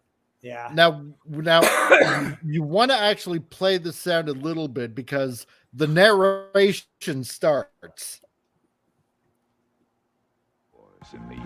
universe, a monster planet that devours everything in its path, and it's heading for the small planet of Cybertron. Oh wow, I've that's seen Yeah. this one. Yeah, I know what Yeah, you're talking about. Star This Wars is Pro, yeah. this is the Canadian intro. Oh wow, Yeah, holy cow! So that totally rip off Star Wars here. exactly. Well, because when the commercials came out, they were likening this new space adventure with the Transformers, likening it to the likes of Star Wars. If you managed to watch any of the old commercials that came out at the time, and this is one of them, the Canadian intro release of Transformers the movie. Oh wow, Yeah. interesting. So I've got to pause it because you can't do longer than a couple of seconds, and we can always comment on it. But Yeah. I'm careful about the sound too, because there's still part of Yes. the Exactly. Where a unique race of transforming Wow, cool. Yeah. So basically, it goes back into like the original one from More Than Meets the Eye, season 1, in a way. Yep. Of transforming robots continue to fight a civil war, a war between good and evil that has raged for millions of years. The evil Decepticon Transformers, led by the maniacal Megatron, have sworn to crush their enemies, the Autobots. To this end, they have relentlessly pursued them across the galaxy, from planet Cybertron to Earth and back again. Let's see. But the heroic Autobot Transformers and their courageous leader Optimus Prime are not Easily defeated. are not easily defeated. And then it awesome. opens up to the outpost planet getting ripped apart. Yeah. And then you Wow. get, That's yep. interesting. I remember parents not getting it, and they were like, "What the hell is this?" It's Yeah. a story about giant robots who like to fight each other. Yeah, but I loved it. I love Unicron from the get go. I'll be right back. This may offend you, but I love Optimus Prime when Megatron must be stopped, and he just goes to town on all those Decepticons. Now, there are some cutscenes that are interesting. There are some cutscenes where some people are left out. So there's a cutscene where Mirage gets shot at, and supposedly he still lives, but he gets shot at by Megatron. Yes. There's another scene where you got Ultra Magnus, Trax, you've got Red Alert, and you've got Sideswipe, and they all fire missiles at Devastator and breaking him into his components, but the components still fight him, and that's where Megatron's looking on right before Prime comes up. And then you have Ramjet, who jumps on Optimus's back, and I think the Triple Changers also help him, and he defeats all of them, but they cut that scene out, and that's the scene where you see Optimus Prime kind of duck down and then pop back up. Yeah. All that's right before that. The other thing that's interesting in the Battle for Autobot City that they were going to do instead of the Dinobots is originally they had an idea for a robot train. Yep. It was an Autobot that was going to help them, and the train combined into a giant robot snake that was going to fight Devastator, but they couldn't really animate it well, and they scrapped that idea, and they decided to have the rematch. Now, the one Dinobot that isn't featured enough in it, you see him in one or two scenes, but he's missing with all the other Dinobots, is Snarl. Snarl's actually in it. I don't know what happened to Snarl, but apparently they said that they had forgotten there were 5 Dinobots, not 4. So Yep. I know. Those Philistines. Yeah, which kind of sucks because I love Snarl and I think he's awesome. But the battle between Megatron and Optimus was probably the best part of the movie for me. I love that scene. It's just a great all-out battle, and I'm so pissed off at Hot Rod for doing that, interfering. But it was totally cool. Like I said, it did catch me off guard because we knew something was going to happen to Prime, but it was just like, oh my gosh, wow, pretty awesome. And then in the movie, you have the battle for the who's superior. I don't know why Astro Chain needs to jettison some weight since everybody's weightless in space. But, yeah, I know, right? It's like, how does that make sense? Come on. Yeah, but I love Starscream and wait, I still function. Oh, how it pains me to do this. Yeah. Yeah. And then he releases them, and we had Tony mention the turning of Megatron into Galvatron. For me, Cyclonus is always going to be Skywarp. Yeah. What say you? Because a lot of people say it's Bombshell.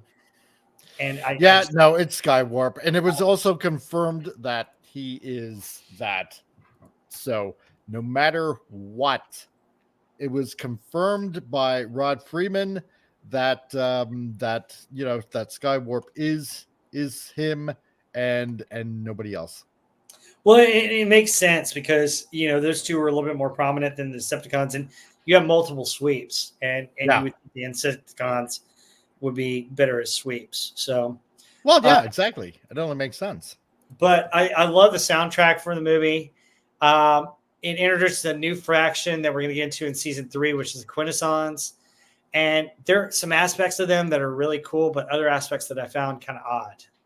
Oh, did you also know there was an alternate scene with the coronation? Really? Go ahead. Explain that. Yeah. Well, I actually, believe it or not, I do got a video clip of. Let me bring it up here. And they wanted to go actually in a different direction, but here it is right here, and you might like this. Yeah. Don't worry, you won't get dinged. Oh, I won't. Right?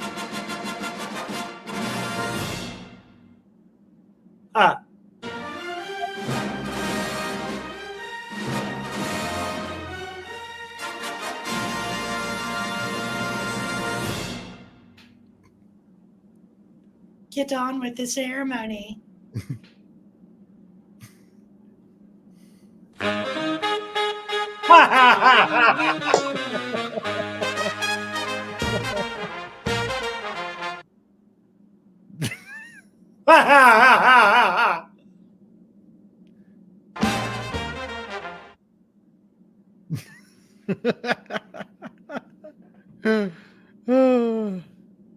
Actually, the funny thing is Wait. they only have five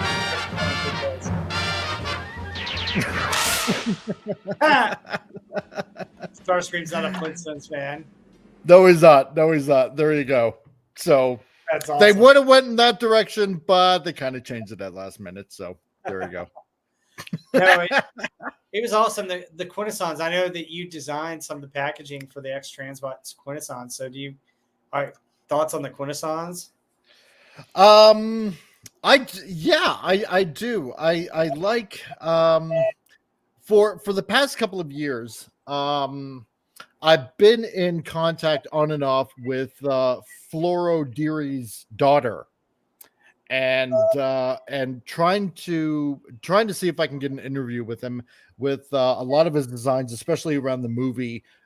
Seeing how he designed Unicron and the Quintessons and a lot of the other stuff that he did for the movie, like most of the characters and stuff like that.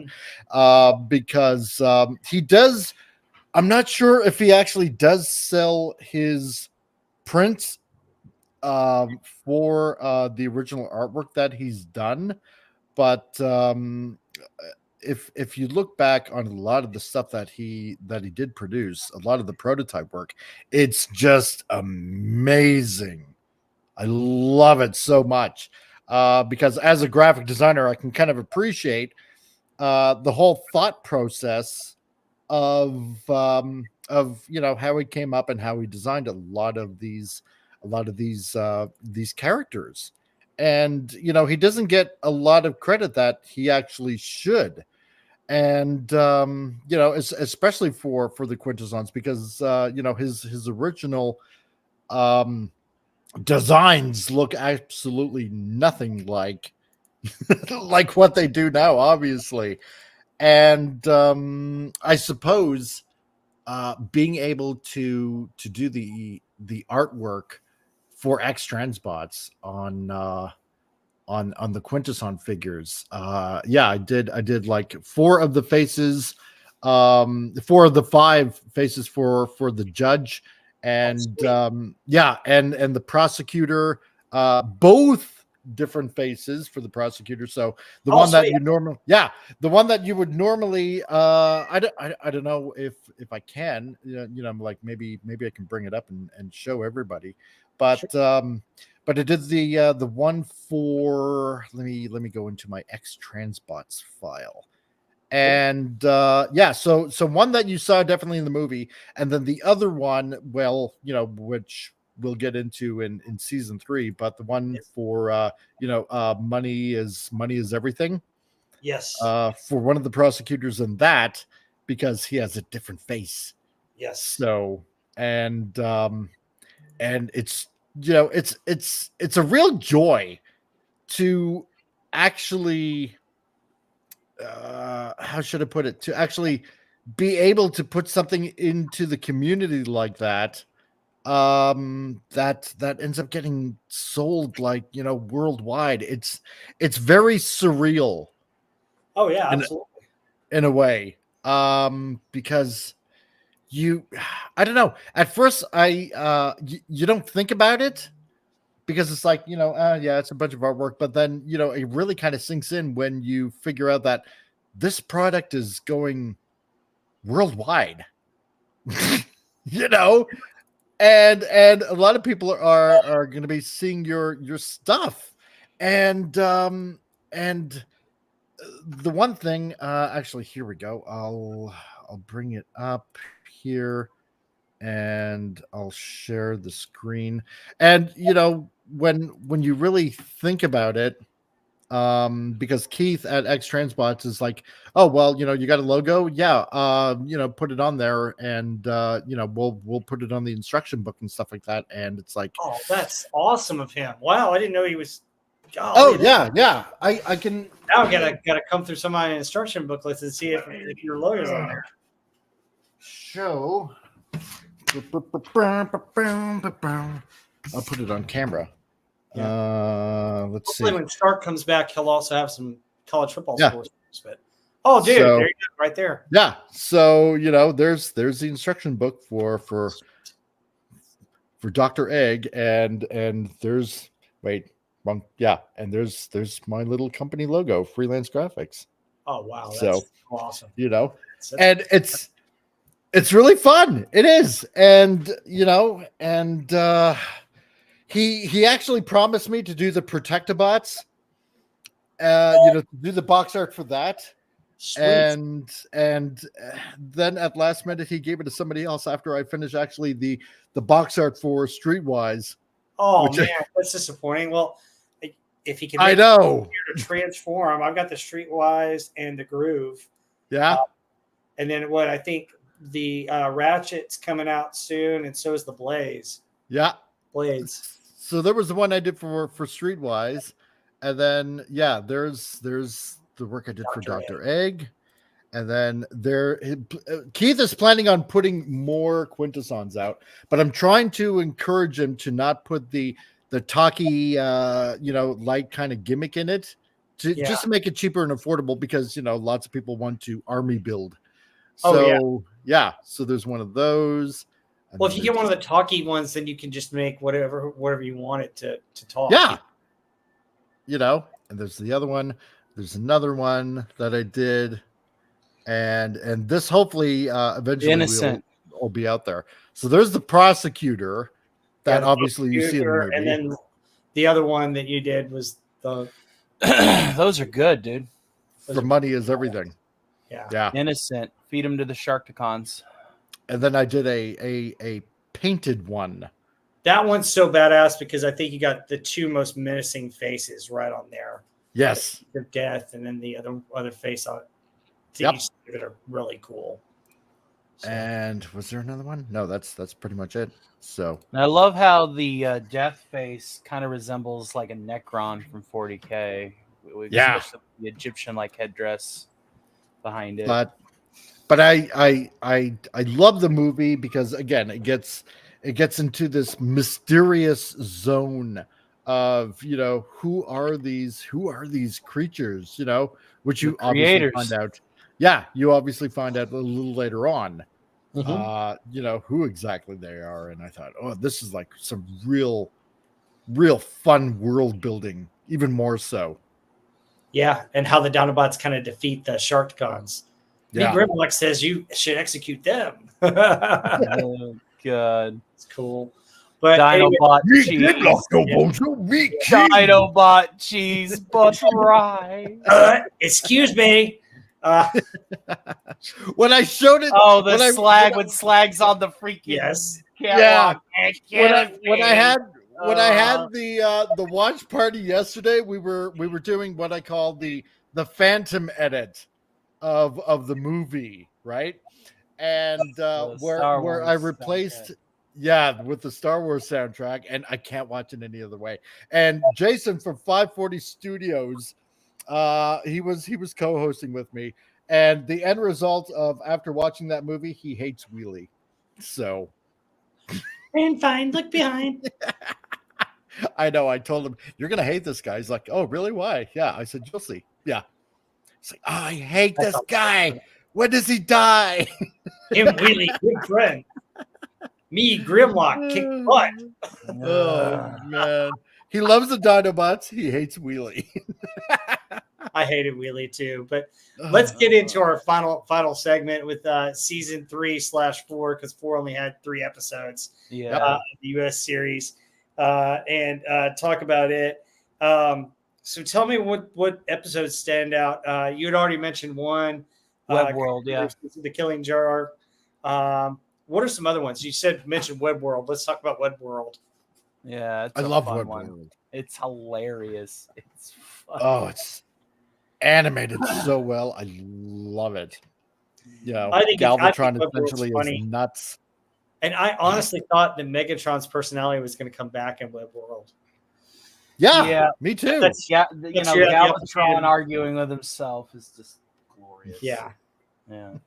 It's yeah. one of the best Galvatron performances. Period. Yeah.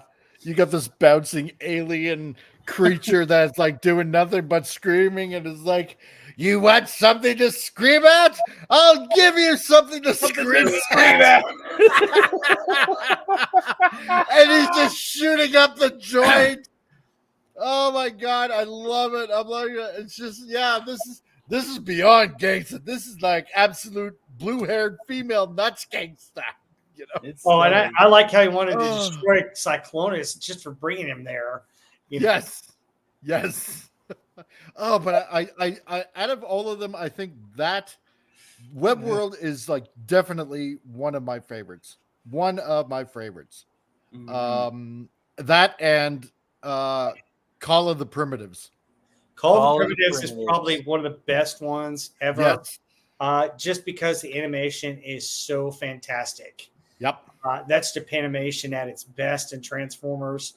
The way it was designed. The story is kind of cool, although a little wimp creature creating Unicron was kind of don't go there. But I thought it was a cool episode. I mean, you got everybody, and it's the only appearance you get of the Decepticon dinosaur tapes as well. Yes. In that episode. But yeah, that thing's phenomenally done. I love the way Abominus looks in that episode. I love the way Predaking looks in that episode. You got Trypticon. I mean, there's a full-on battle at the beginning. It's like, Trypticon, show them what we can do. It's just like, oh my gosh, this is badass. And then you get this call to Primitive, and they all leave, and Skylynx is kind of leading them, and that's awesome. Speaking of Trypticon, the ultimate weapon has, in my opinion, the best Trypticon versus Metroplex fight ever. Yes. Yeah. Yes. Yeah. I thought it was better than Five Faces of Darkness. Yeah. Yes. It was much better than Five Faces. Yes. Yeah. Because the one thing, just going back for a second there with Call of the Primitives, because if any of you guys have ever seen the what was it, the Transformers Visual Works, if any of you guys have got that book from Japan, Transformers Visual Works, it utilizes, it basically animates the Studio Ox look that's in that episode. Yes, and it is phenomenal to see that in motion, that Studio Ox look, and if you don't know what I'm talking about, and if you can actually find that book, Transformers Visual Works, you'll know exactly what I'm talking about when you see some of the artwork that's in that book. And it totally 100% utilizes the Studio Ox look, the artwork that's in that book, and that's what makes that episode so phenomenal, because it gets into a very machine-like, technical-like look in that episode, which is phenomenal. Yes. So yes, absolutely. Tony, you mentioned the Ultimate Weapon. That's one where First Aid leaves the Autobots. Yeah. And you see Defensor with one arm. This would be easier if First Aid was still here. Right. Then you get, they steal Plex's cog, and then the Autobots steal Trypticon's cog. Yep. And they switcheroo. Yeah. And I think that's also the other one. I don't know if it's that one or if it's in Ghost in the Machine. No, it's probably Ghost in the Machine. Where you got Bumblebee and Spike scene. That's Ghost in the Machine. Okay. Right. Yeah. Which Starscream's Ghost and Ghost in the Machine, I think, are two fantastic episodes. I love bringing them back. I like how Starscream's Spark is immortal. Yes. And and the just now, I know it's tangential, but the things that Starscream's done, especially in Japan with the Ghost, the things he's possessed it's fun. over there. You know what I'm talking about, Mike. I don't know all those episodes, but man, the episodes in here, Starscream's Ghost, which I thought was a lot of fun, but I think the other one, Ghost in the Machine, is an even better Starscream episode, because that's where he makes a deal with Unicron to get your body back. and he has to Unicron's steal head. Metroplex's eyes, Mm. you know, Yeah. and then steal Trypticon's body and his transforming cog. And he's got it all ready for Unicron, and he's like, Unicron, I can't do this without a body. You can't connect it to Yes. Cybertron. And he gives him the body, and he says, "Tie him together yourself." Do it yourself. Yes. And then he It's like goes back, he flies back towards the Decepticons, and Galvatron's like, "Starscream, kill him!" I didn't know ghosts could fly out of control in space. Yes. I will say the one episode I hate with a vengeance is Carnage in C minor. Minor, yes. I hate Carnage that in episode C so That much. is one of the worst episodes ever made. Oh my The- god. The errors in that are just awful. Oh, I hate that episode with a passion. God, I always, if I'm not doing research for Keith, because that's the beauty about working with a third party company, because on occasion he'll be like, I need you to research this character and find me all the accessories that he's used and stuff like that. And and especially if it's like a season 3 character, I have to go through every episode, and I dread having to Yes. go through that episode just to find little extra tidbits. I hate that episode. But one episode I really do like also is the Dweller in the Depths. Oh, that's an interesting episode where the creature basically turns them into zombies. Yeah, the Transorganics. Oh, yeah. Transorganics. Yeah. But the Quintessence scientists had locked them up and then turned a bunch of other Transformers when they got loose into like these zombies, which is awesome. Yeah. That one's an interesting one.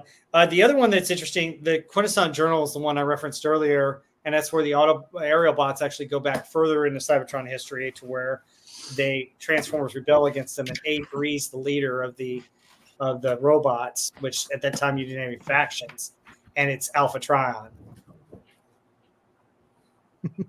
which I think is cool. Guess Yep. what? Guess what? What? Guess Oh, what? look at you. Yeah, yeah. Look at yeah, you. yeah. Journal. got- There you I go. got the Journal. Quintessence Journal from Bad Q. You try to find this anywhere. You can't even find this anywhere. No, you can't. No, you can't. And I got little extra little tidbits in there, all the little and stuff like that. Oh, that's And I'm actually selling this. I'm actually selling that with Outback. oh wow. So, yeah. So Do if you want like a waving things in front of me to buy? That's what you do. maybe. No, Forever is a long time coming is the one that I was thinking of. Sorry. I like that one. Forever is a Yeah. long time coming is the one with the aerobots and that. I'm sorry, I thought of the wrong one. The Quintessence Journal is the other one. Ah. But the another cool one that a lot of people talk about, which I think was really interesting, Dark Awakening, Mm. where Oh, Dark Awakening. Dark Awakening, where the Quintessence revive Yes. Optimus Prime and are going to use him to lure the Autobots into a trap, Into a trap. Yep. which I thought was really kind of cool. Here's the I like beacon of that one. hope, Optimus. Optimus, where are you taking us? Just trust me, I'm Optimus. Okay. Yeah. Man. You got Nothing a couple. to see here. Carry on. Yeah. Yeah. What are some other interesting ones that you guys liked? The only other one that comes to mind is one it's like right at the end of the season. It's the burden hardest to bear. Oh, That's a that good that one. I think is a really good one. Yeah. But you know what? That one tugs at your heartstrings. Yeah. With that one episode combined with the one episode with Dark Awakening, Mhm. because obviously in the Burden Hardest to Bear, Scourge puts the Matrix into himself, right? Right. And which says how powerful the Matrix is, especially for Decepticon to handle, right? But Mhm. then you go back to Dark Awakening, and especially in that episode, where Rodimus is finding Optimus, right? Mhm. And he's like, Optimus is like, you failed to stop me, and Rodimus is like, believe me, I tried. Well, then, It then gives- Optimus puts the Matrix back into him. And Yes. Yeah. But it must give you a little bit of an inkling of how powerful Optimus must have been to be able to handle the Matrix. Yes. If it screwed up Scourge and essentially mutated him, beyond all recognition, that's saying a lot about how much power the Matrix must have had, especially when it destroyed Unicron. Yeah. So Absolutely. Yes. I also have a hard spot in my heart for Grimlock's new brain. yeah, Unlock new brain. Just because I love the Technobots and the Terracons. mm-hmm. And That's that was the fun. birth of the Technobots and Computron. So, I'm and it was kind Grimlock. of funny to see Grimlock as a smart person. I know, because it's like It was the best moment Grimlock ever had. Yeah, because it's no longer I me, cannot. Grimlock. I know I- I've said this until I blew in the face. Yeah, I cannot stand the Dinobots with the fiery passion. I cannot stand their characters. I cannot stand their silliness. oh man, No, whether if you follow the Wheeljack origin or the Shockwave origin doesn't matter. yeah, It's the fact that they would go the extra mile to dumb down their speech to talk like cavemen. That I love it. annoys me. It was funny as a kid. You had to grow up with it. Oh yeah, oh yeah, Yeah. But I'd be remiss if It we didn't- annoyed me as a kid, and it annoys me now. Yeah, I'd be remiss if we didn't mention this episode. I thought the Return of Optimus Prime was kind of cool. yeah, No, totally, that was the end all be Part all. one and part two. totally. And for me, it kind of ends there with the cartoon series because Rebirth was supposed to be a 5-parter and it was disappointing. But the Oh, Return of God, Optimus Prime, the way they brought him back, the Hate Plague, which they didn't realize was going to be worse, and you're sitting there going, "Huh, wow! If that doesn't say pandemic on it, nothing does." Right. But how Optimus Prime gets the coding and defeats it, and the barbs with Galvatron were kind of cool. Mhm. Yes. Yeah. You know, There is actually one question by I am Bard 1969. Does the Uh-huh. Quintessons know about Unicron's existence? Well, here's the weird thing. In the comic, in the Transformers universe, it alludes that the Quintessons were servants to Unicron to hunt down anybody that escaped essentially Unicron's wrath, right? Mhm. But in the cartoon, there isn't that connection that the Quintessons knew about Unicron. So it depends on what canon you kind of want to go by with that. I'm That's sure that they also- knew about Unicron's existence, but There, you know. there's also the canon of Unicron being Primus's brother and Primus. Yeah. Cybertron. Yeah. Oh, I hate that Simon Furman story. God, Yeah. I never liked him as a writer. Never Right. did. Yeah. yeah, he had some really weird British crossover comics that came over here. Oh, I know. God. Just shoot me with him. This is what the canon that I like for Unicron. Unicron was a force of nature. He is an embodiment of all that is evil and chaos. Yep. And how he came about should be left to mystery. Yeah. Yep. And should. just And you only could say like Galactus. big thing can destroy him. Yeah, it's the only thing that can defeat him. But Unicron, as you learn more about Unicron, because there was a lot of details that even I didn't know whenever I watched the death battle between Galactus and Unicron, and how Galactus was able to defeat him because of the Ultimate Nullifier, Yeah. which was the only thing that Death match. the Ultimate Nullifier is the only thing outside of the matrix of leadership that could handle a force like Unicron, because Unicron exists in every reality because he's tethered as that linchpin of what ultimate chaos and evil is. Yep. Hey, Tony. Yes. Ha!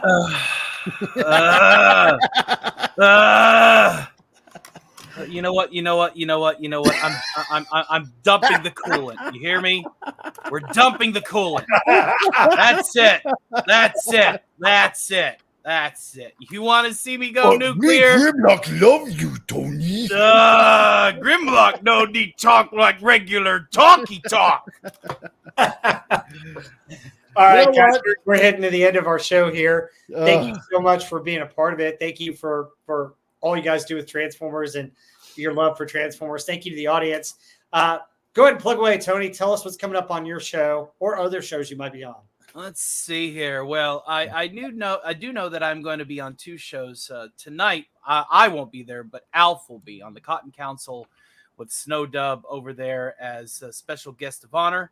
And he will probably be inducted into the Cotton Council forthwith. And then I'll be doing some puppet mayhem over there.